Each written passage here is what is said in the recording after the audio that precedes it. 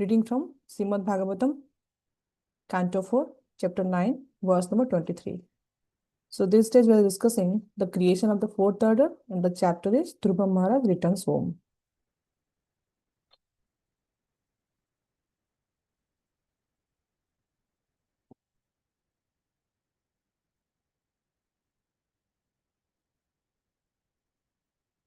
The sloka is Tudbhratari uttamenaste mrugayayam tu tanmanaha anvesanti vanaha mata dabagnim sa prabhakshati.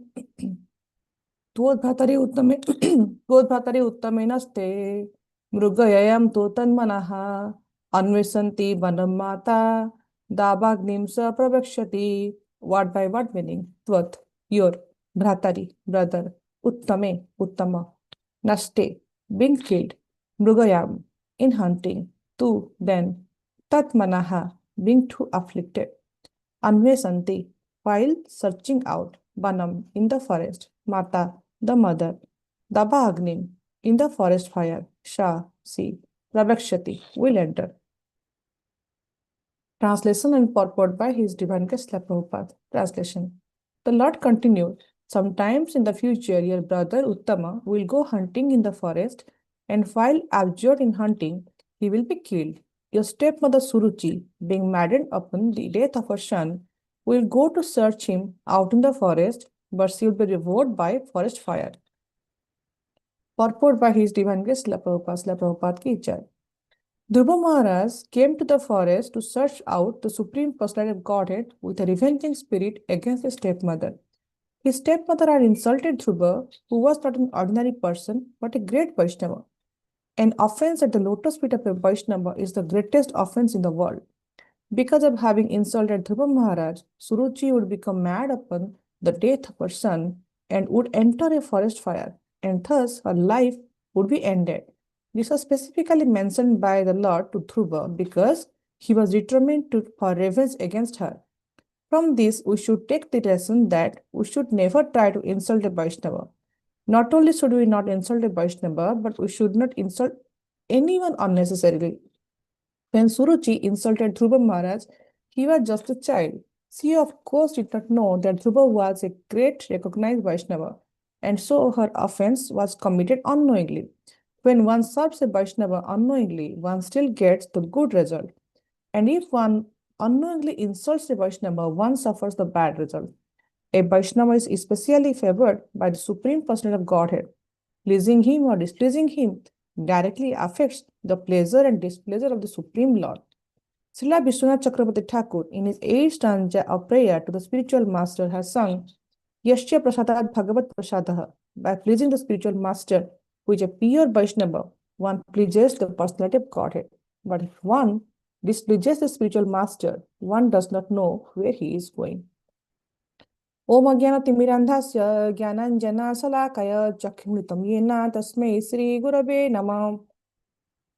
Sri Chaitanya Manobhishtam Sthapitam Yena Bhutale Swayam Rupam Kadamahyam Dadanti Swapadantikam Vandeham Sri Guru Sriyutapadakamalam Sri Guru Vaishnavam Sri Rupam Sagrajatam Sahagana Raghunatvitam Tam Sajivam Sadvaitam Savadhutam Parijana Sahitam Krishna Chaitanya Devam Sri Radha Krishna Padan Sahagan Lalita Shabishekhan Vitam He Krishna Karuna Sindhu Dina Bandhu Jagatpate Gopesha Gopikakanta Radha Kanta Namastute Tapta Kanchana Gourangi Radhe Vrindavaneshwari Vrishabhanu Sutadevi Pranamami Haripriye Vancha Kalpa Tarubhyascha Krupa Sindhu Vacha Patitanang Pavanebhya Vaishnavebhya Namo Namo Jai Shri Krishna Chaitanya Prabhu Nityananda Sri Advaita Gadadhara Sri Vasadi Gaura Bhaktabunda Nilachara Nivasaya Nityaya Paramatmane Balabhadra Subhadra Bhyang Jagannathaya Te Nama Hare Krishna Krishna Krishna Hare Hare Hare Rama Rama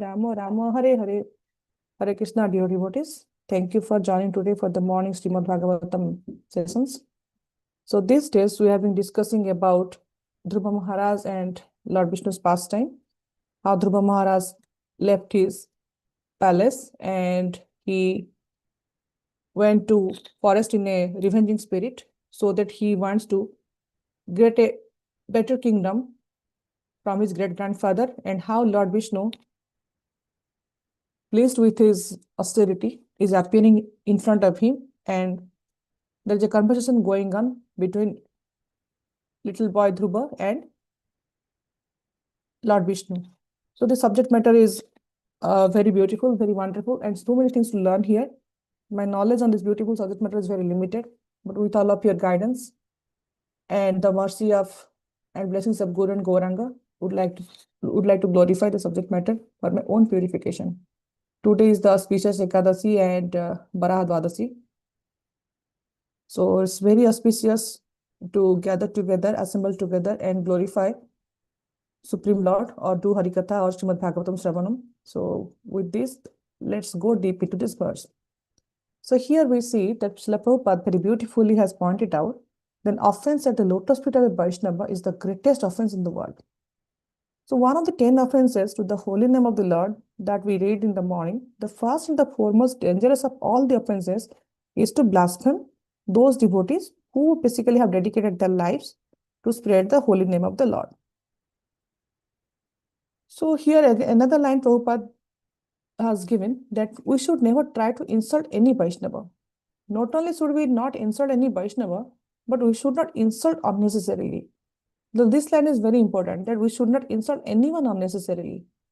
Like sometimes we think we have this kind of distinction. Yes, this is a devotee, that is a non-devotee. And he's basically the other person is from a material society, or we don't know them. So here Prabhupada is very specific about it, that not only should we insult a Vaishnava, but we should not insult anyone unnecessarily. Why? When Suruchi insulted Dhruva Maharaj was just a 5-year-old boy. He neither went to any Gurukul, neither knew about Supreme Personality of Godhead into that detail.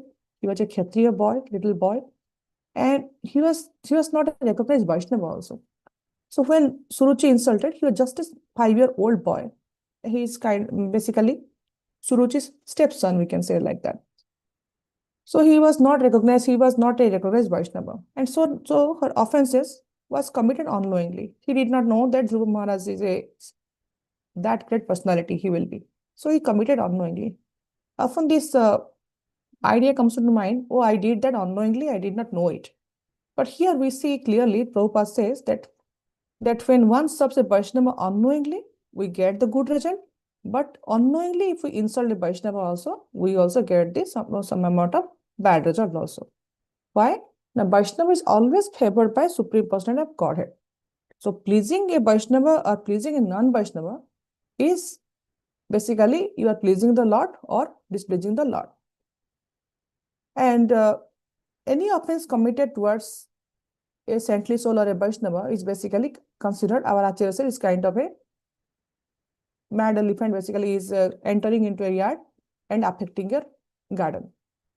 So our garden basically is the Bhakti Lata Bij. In the Bhakti Lata Bij, basically we do so much nourishment, we do so much take care, we do sadhu sangha, we have shraddha, we have faith, then we read scriptures, and then we chant in the morning. So this is basically our Bhakti Lata Bij Kripa is there, so that someday our bhakti will be fructified and it will reach the lotus feet of Adhyakshaja. But when we commit little bit offenses, whether it is a small offense or whether it is a big offense, our basically the Bhakti Lata Kripa, it gets affected. Slowly what happens? Our Nam Ruchi gets affected, our association gets affected, our humility gets affected, little bit puffed upness and ego, unknowingly somehow the other, it enters into our heart. And because of that, what happens? Our devotional service also get affected. So we should be very, very careful about this mad elephant offense. So there is a nice verse in Srimad Bhagavatam. It says that pure devotee always, the Krishna is saying that pure devotee is always within the core of my heart, and I am always in the heart of my pure devotee. And my devotee do not know anything other than me, and I also don't know anyone other than them. So in Bhagavatam, in the 9th canto, there is a beautiful verse. It says that Sadhava Hrudayam Mahyam, Sadhuna Hrudayam To Aham, Mad Anyat Tena Jananti, Naham Dabhya Managapi. That means that in my heart, the pure devotees reside, and in pure devotees' heart, I reside. They don't know anything other than me, I also don't know other than them. Basically, our Acharya says that Krishna, basically Supreme Personality of Godhead, he is basically subordinate to devotees. He is basically Bhakti Paradhin. Like we say that Bhaktas basically are devotees, they are dependent on Lord Vishnu. But in fact, Lord Krishna says that he is dependent on the mercy of his devotees. If his devotees say they in problem or they want something, Krishna goes out of the way to help them. We see in the Mahabharata pastime, Krishna was simply a charioteer to Arjuna. Then he was basically peace messenger. And then sometimes we see that Krishna does many other services to the gopis. So basically, Krishna does whatever his devotees desire and whatever it pleases to the devotees. So association of such a devotee, association of these devotees, Vaishnava devotees, basically should be integral part of our devotional life. The mercy of the devotees is the beginning of our faith in bhakti. When we get blessings and guidance of this kind of devotees, that keeps us inspired and gives us nourishment in our spiritual path. So when we do blaspheming or insulting or harming any of these devotees, that hurts basically, that doesn't hurt the devotees directly. In fact, it hurts the devotee, it hurts basically Lordship directly. So in this world, we see that materialistic people sometimes they criticize devotees. That is always there. They look at the devotees, they take a look at the lifestyle and they criticize. But sometimes what happens, the devotees who also practice Bhakti Yoga, they also sometimes try to criticize or offend or do some kind of offenses on the lotus foot of a devotee. So offenses to a devotee or to a Vaishnava, like when it happens, that it basically destroys our devotional life. So all our spiritual credits, whatever we have accumulated, slowly, it gets reduced. So on this context, wanted to share this beautiful pastime of Durvasa and Ambarish Maharaj. So Maharaj Ambarish, basically, he has invited Durvasa Muni as his guest.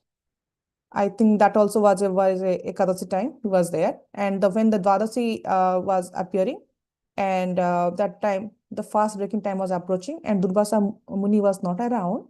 So based on the guidance of the saintly persons, Ambarish Maharaj, he basically took little bit water to break his Ekadasi fast. So before offering anything, Durvasa, since Durvasa was not around. So just for that reason, Durvasa felt offended. This was such a simple reason, but Durvasa felt offended. Durvasa was a tapasvi. He does lot of meditation. And out of the power of his tapasya or meditation, what he did? He created a fiery demon with his mystic power to kill Ambarish Maharaj. But Ambarish Maharaj was very tolerant. He did not get agitated. He did not retaliate. He didn't do anything. Ambarish Maharaj was very, very powerful because he was a Suddha Bhakta of Vishnu also. If he wanted, he could have retaliated. But Ambarish Maharaj stood quietly by just folding his hands. He didn't even move an inch from where he was standing. But within Ambarish Maharaj's heart, Lord Vishnu is there. So Lord Vishnu Sudarshan Chakra immediately appeared there at once and killed the fiery demon and started chasing Durvasa Muni. So Durvasa got scared. He fled everywhere in the universe, but he did not get shelter anywhere. He went to the abode of Lord Shiva. He went to the abode of Lord Brahma, but nowhere he got any shelter. So even all the devatas and demigods we see from this example cannot save anyone from when we offend a Vaishnava. So finally when Durvasa Muni entered Vaikuntha and fell at the lotus feet of Lord Vishnu. So Lord Vishnu spoke to him and made him realize that he has committed an offense to Ambarish. And that time Lord Vishnu told that basically my devotee Ambarish is a Suddha Bhakta. And when you are committing an offenses towards them, basically you are committing an offense towards me. So Durvasa being a Brahman, he was very he was considering himself superior to Ambarish Maharaj. He was thinking that Ambarish Maharaj was a Kshatriya and householder, and since I am a sage and I am a tapasvi, my character is better than him. And Ambarish should show some respect to him. But we see from here that Lord Vishnu, he doesn't care about any kind of what varna and what status, what position you are there. Basically, for him, a Vaishnava is greater than anyone. A Vaishnava is greater than Brahmana. And on top of that, his true devotee, whoever is devotee, is basically in a better position. So finally, the Lord concludes said that Durvasa could save his life only by the mercy of Ambarish, whom Durvasa was earlier tried to kill by carrying the fiery demon. Finally, Durbasa saw that there is no other way. So, leaving his ego aside, he came and sat at the lotus feet of Ambarish Maharaj, and he fell down and asked for forgiveness. So, finally, Ambarish Maharaj, he was a saintly soul. He prayed Sudarshan Chakra to excuse Durbasa. So, even Lord Vishnu also doesn't forgive someone who offended devotee. So, in this example, we saw that one can be relieved from a Vaishnava aparadh only by asking forgiveness to the same person or to the same devotee on whose lotus feet basically he has committed offenses. So due to false ego, sometimes what we do, we commit unnecessarily all kind of offenses we do. So only thing is the only way we can keep us in a better position is remove our false ego out. So now now our Nityananda Trodas is going on, and this Chaitanya Mahaprabhu's pastimes are going on. We'll start slowly unfold. So wanted to discuss about few pastimes of from Chaitanya Charitamrita and Chaitanya Bhagavat. So we all know about Haridas Thakur. Haridas Thakur was Namacharya, and when Haridas Thakur was chanting, there was a jealous person whose name was Ramachandra Khan. And Ramachandra Khan basically what he did, he had basically sent a prostitute to basically affect Haridas Thakur's chanting. So the prostitute came and he was sitting in front of Haridas Thakur's cottage, so that when Haridas Thakur will finish chanting, so that she will talk to him. She will talk to him, or basically she will basically affect Haridas Thakur's reputation. So somehow the prostitute basically he could not succeed in her plan, and finally he became a devotee of Haridas Thakur. So since Ramachandra Khan had sent this prostitute out of jealousy, he committed some Vaishnava aparadh on the lotus feet of Haridas Thakur, who is our Namacharya. So when we commit Vaishnava aparadh, it's kind of a chain reaction. We commit one aparadh, and then sometimes we get basically associated with multiple aparadhs. So now Ramachandra Khan was very angry, and he was very mad because his plan was not successful. So he was in Bengal. He was basically residing in her house. In her house, there was a Durga Mandap was there. In front of his courtyard, there was a Durga Mandap. So in that Durga Mandap, sometimes he used to do Devi Durga worship. He was doing, and a lot of people were assembling, and he was nicely observing those festivals. So one day, Lord Nityananda, basically he was traveling from one place to another, and he happened to cross through the Ramachandra Khan's village. And in Ramachandra Khan's village, in front of that Durga Mandap, basically he sat down. When the news came that Nityananda Prabhu has come, and he is residing in front of Ramachandra Khan's house in that courtyard in that Durga Mandap, nearby some people came to visit Nityananda Prabhu, because Nityananda Prabhu was everybody used to love Nityananda Prabhu, so they came to see him and take his blessings. So Ramachandra Khan was seeing from his house, inside house, that how Nityananda Prabhu is sitting in the courtyard, and how everybody are coming basically and taking blessings of Nityananda Prabhu. He got jealous. And when he got jealous, when we are jealous and angry, right, nothing right comes to our mind. So he sent one of his associate, and he was so proud that he himself did not come to meet Nityananda Prabhu. Instead, what he did, he sent one of his servant, and he told the servant came and told Nityananda Prabhu that Nityananda Prabhu, basically now my master Ramachandra Khan has told that you cannot stay in this particular place, and because you are coming here and sitting, this place is getting crowded, and there is no place to stay here and stand here. So basically right now you leave this place and go somewhere else. If you want, I can take you to some of the nearby low-end villagers' house where you can sit down and take rest. So Nityananda Prabhu, hearing this, he felt little offended, and he immediately woke up from that place, and he told, "No, I am leaving this place. This place is not fitting for me also. Now forget about me. Nobody should come and sit here, because this is a adharmic place. This is place of irreligion, and this place is fitting for only for not so good work, like some kind of meditating and slaughtering kind of thing." He told, "I should better leave this place immediately, because when there is no love and no regards and no compassion, that place, any Vaishnava should not stay here. So he left that place. Since Nityananda Prabhu left this place, that place became that place become little polluted, because since when a Vaishnava basically coming to our house gets all kind of purity. But when a Vaishnava leave her house unknowingly or unhappily, the house becomes not fit for staying. So when Nityananda Prabhu left, after some times, what happened?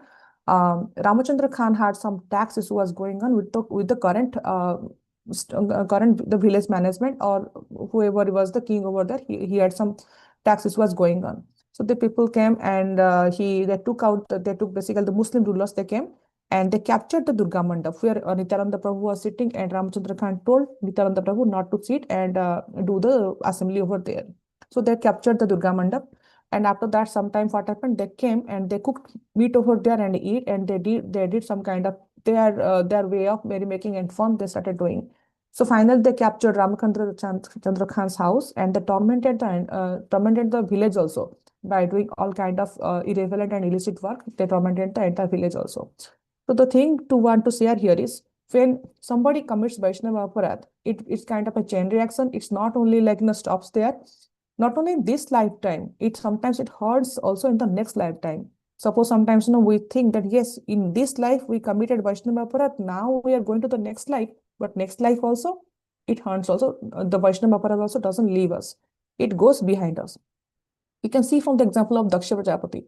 Daksha Prajapati did offenses towards Lord Shiva. Then he got the punishment. He got beheaded, and he got the goat head. So somebody will think that yes, Daksha got punishment, and yeah, it ended. It didn't happen like that. Next time we see that Daksha Prajapati again, like he takes birth again. Again, these offenses are doesn't leave him. He gets 10,000 sons. The 10,000 sons where basically Narad Muni took them and sent them into the bhakti path. Then again he got 1,000 sons. Again Narad Muni took them and sent to bhakti path. Finally Daksha got so upset. He chastises Narad Muni. He blasphemes Narad Muni. He blasphemes Lord Vishnu. Everybody he does.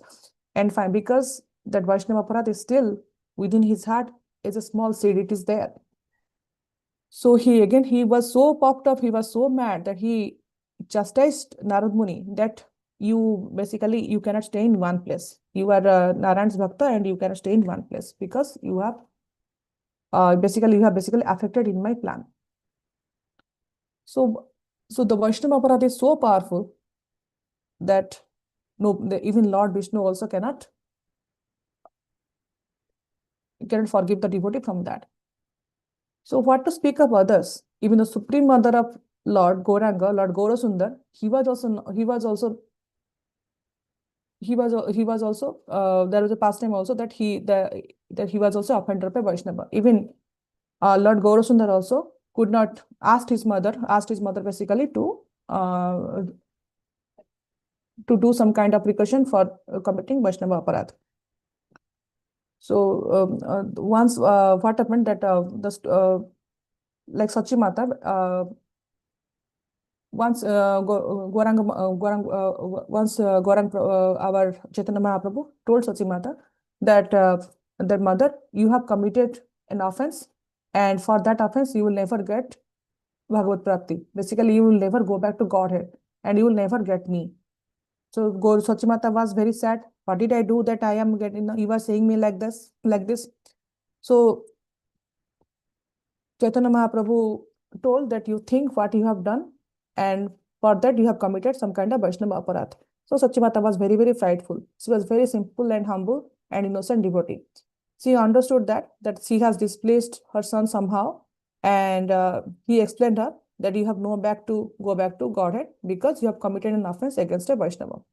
So how exalted she was, and how come she committed a offense against a Vaishnava?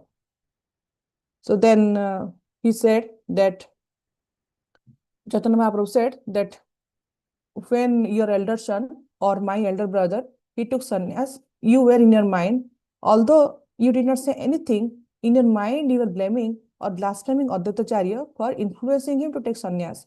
Because Vishwarupa was always going to Advaitacharya's house for hearing Bhagavad Katha and having kirtan. And he was having lot of association with Advaitacharya. So due to the influence, he became completely detached from all the material life, and he ran away and took sannyas. You were thinking in your head that everything happened because of this Advaitacharya.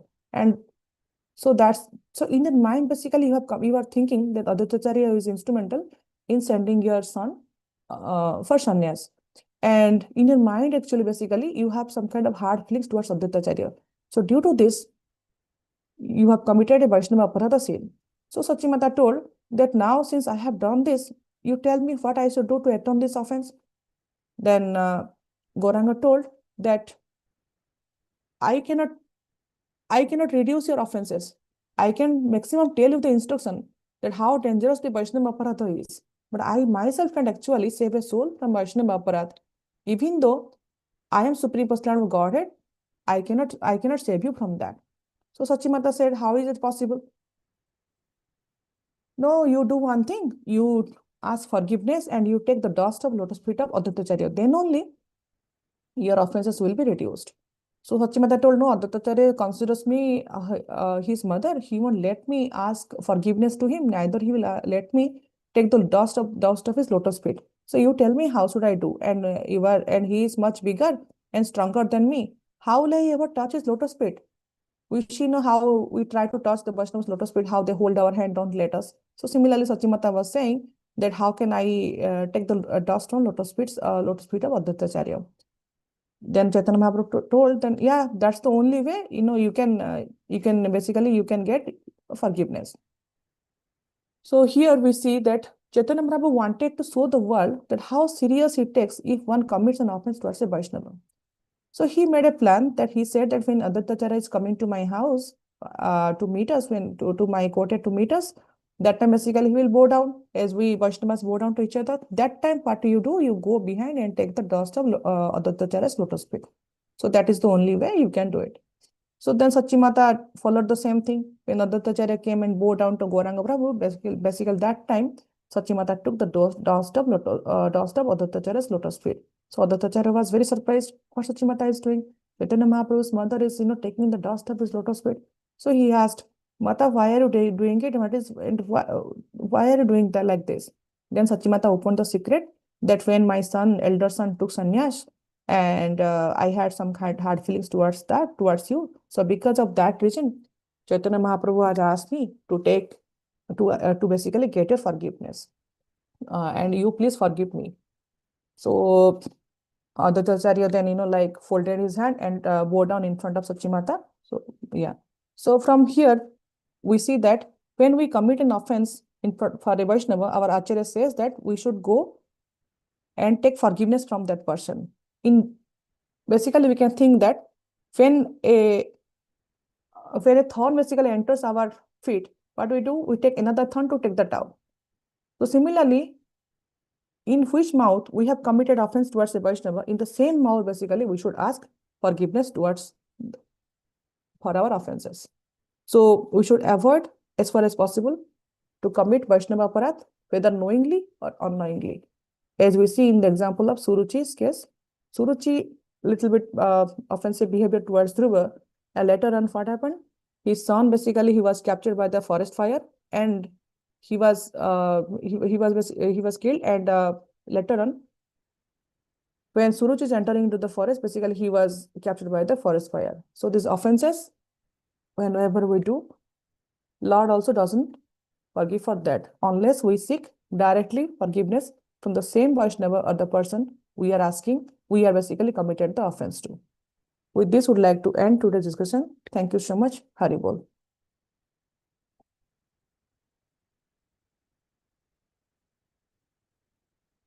Thank you very much. We'd like to wish everybody a safe and Krishna conscious day ahead. A very, very auspicious day. Bhaimi Ekadasi and Varadwadasi. So, fasting till noon, also for Nityanga Tradashi, which is tomorrow.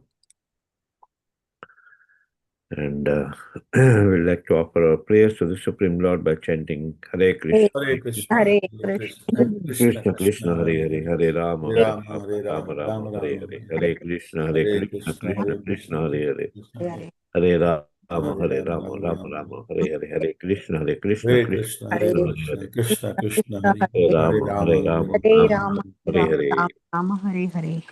Shino Shingo Jai No Shingo Jai Jai Jai No Shingo Praladesha Jaya Padma Kapadam Lingam Ugraviram Ugraviram Jai Mahavishnu Jalantam Shingam Sarvatomukham Bhisham Narsimham Visham Vishtam Visham Bhadramati Namamyam Namamya. Namami Nrsimha Bhagwan ki Jai Prahlad Jai, Maharaj ki Jai. Hare. Jai. Let's offer our humble obeisances to all the Samal Vaishnavas, Vanchakalpataru, Vanchakalpatarubhasya Prabhupada, Kripasindhavavecha Patitanam Pavanebhyo Patitanamneyo Vaishnavebhyo Vaishnavibhyo Namo Namah. Vaishnavrinda Ki ki Jai. Jai, Grantar Srimad Bhagavatam ki Jai. Ki Srila Jai, Prabhupada ki Jai. Ki Krishna Jai. Hare Hare Hare Yes. Hare. Hari Hari Hari Bol. Now, Prabhuji, tomorrow we'll break our fast on your break time, and then we can, Regular Prasad. and then again Ekadashi Prasad we have to honor. No. No, regular. Regular. Okay. Thank you, Prabhuji. Okay. Hare Krishna. Hare. Thank you everybody. Hari Bol. Hare Krishna. Thank you. Hare Krishna.